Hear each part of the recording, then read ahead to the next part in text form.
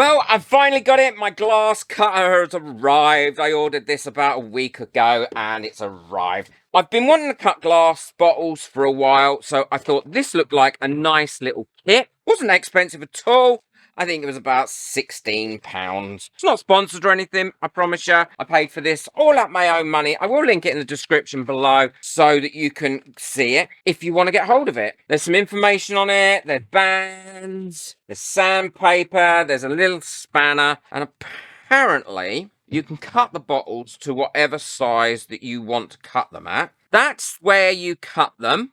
There, so that bit there is where the wheel is, the little cutting wheel, and this is the bit that you put on here to adjust, and that's quite easy to put together. It also comes with a glass cutter, screwdriver, don't know what you'd need that for, some bands for the bottle, don't know what that's for, I'd have to read up on that, some oil bits as well, and not bad glass cutter as well, because that takes oil, and a little spanner, and the gloves. These are protective gloves, going to protect your hands.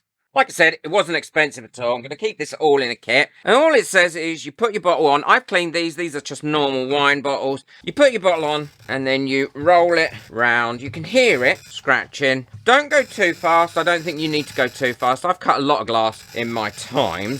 And only go round the once as well. You don't need to go round it again. Once you've got your line cut in it, then you're good to go. And then you put a band on it. Either side of that cut, so one either side like that. But wear protected eyeglasses as well, because if it pings up any little shards of glass, that's the last thing you want to happen. So the next step for this is to pour some hot water over it, and I've got a kettle of hot water, and I've also got a bowl of cold water here. Now it's not really cold, but what it is out of the tap cold. And now what I'm going to do is just pour this all the way around, heating that up where I did that cut. Oh look, that's lovely and steamed up my camera. Pour that cold water over it as well. So I can already see that that's opened that split up a little bit. So what I'm going to do is pour some more hot water onto it. Oh, and there we go, it's opened up. Oh, and look how lovely and smooth the cut that has done. Now you wouldn't want to be drinking out of that straight away, and I'm going to show you what to do next to get that done. Look at that as well. No cracks, nothing. That has worked so much better than I thought it was going to work. Get our little bands back. Now I'm going to do another one. See if it works as easy this time or if it was a fluke. There we go. So I'm on there. Put the bands on. Pour some hot water on it. There we go. That's all nicely heated up. Now let's pour this cold water on it. Oh, I can already again see that has opened up along that split. Oh, and there we go. It's come open. Look at that. And there is a little bit of a slight ridge there, and that's where I didn't quite get it even. But we can get that out easily. No problem at all. So definitely work. And we've got two cuts exactly the same. What I'm also going to test out now, as well as this, is seeing how well the etching cream or the Dremel works on engraving on these. You could use a laser as well, because that would work quite easily with most of the lasers. This comes with 2 sheets of wet and dry sandpaper, so all I'm going to do is pop my water over the top of that and then lightly go round in circles like this to ensure that I'm getting a nice smooth edge. And I'll do that for about probably a minute, and then we can look at it. And that has made that nice and smooth now. There's no sharp bits on there. But these edges, actually, they're not that sharp, but I would want to soften them off a little bit. Now, you could do this by hand, going around it like that. And that, again, has softened it up. But I ain't got no time for that. So I is going to be using my Dremel. So I've got a little sanding stone on my Dremel there. I'm going to dip it into water. And I've also got my Dremel on its lowest speed, as you can hear there.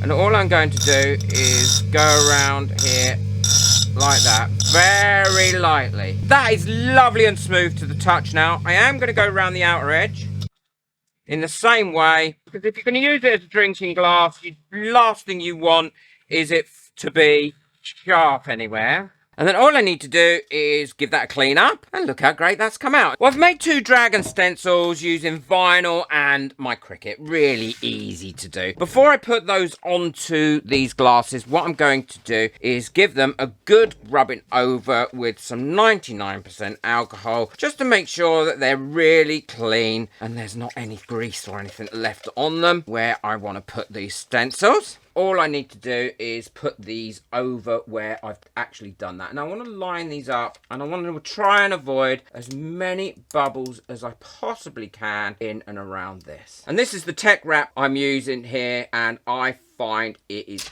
absolutely awesome vinyl. It's just the best vinyl I've ever used. I'll link it in the description below, because if you want to get hold of it, you just won't be disappointed. It's so easy to weed, and it's also so easy to use and cut. And you can cut a lot finer details in it than you can with some of the other vinyls. And the great thing is, it's not expensive, and they do a great range. Not sponsored by Tech Wrap, I just want you to know, because it is worth using. It's brilliant. Now I'm going to go around all my edges and make sure my edges are in there and on there for all the details. There we go. So I've got those both in the same place. The one that I'm going to do with the Dremel, I'm going to colour this in with an alcohol marker so that I know exactly what I've got to kind of scrape away. And this is definitely, I think, going to be the longer of the two to do. And once I've filled that all in, I can then take off this stencil. But I will let this dry first, because if not, it'll just rub straight off this glass. There we go. So let that dry, and then I'll know where that needs to be taken off. And this one, I'll be using the Armour Etch in a minute. But I want to time this first. Well, that's all on there now, and I've taken the vinyl off, and it's left a great little image behind, and that's dry. I've got a little bit of water in there, and I'm putting that in there so it doesn't roll about. Now, I've never done this before with a Dremel. I've never done any engraving with a Dremel before, so I don't know how it's going to turn out. I've got these little diamond coated bits, and I think I'm going to use this little round tiny one to start with to do the outline. Because once I've done the outline, I can then just go in and fill it in anyway, and I haven't got to worry about the markings there, because it's quite a solid thing. I will use a mask the whole time I'm doing this, because I don't want to be breathing in any of the dust, and I'm not going to have this on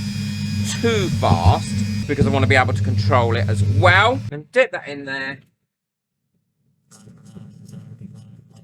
And just go round the whole of the outline. Does want to kind of kick back on itself. You do have to have quite a firm grip on your piece.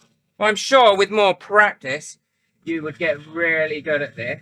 Right, I think I've gone round the whole thing now. So I'm now going to clean that off with a little bit of alcohol, because all I have to do is fill in that outline. There, you can see that's engraved in there roughly. And I can also change this to a bigger piece now, one with slightly bigger ball on it, to cover a little bit more area while I'm doing it. And I will, as I said, link everything I've used if you want to have a go at this in the description below, so don't panic. And now I'm going to go across there, colouring that in, wiping it away so I can see where I've been. And as you can see, you can now see where I've been. I've finished engraving with the Dremel, and now I'm going to put on the Armour Etch. And you brush this on in a really nice thick layer like this over your stencil. And you leave this on for 1 to 3 minutes. Now, I've always found in the past that 3 minutes is a good indicator. That is quicker than it took me with the Dremel. So I'll leave that for 3 minutes, and then we can come back and we can clean that off and then compare the two. That's been on there for 3 minutes now, and I can rinse that off. All I'm doing is go over it with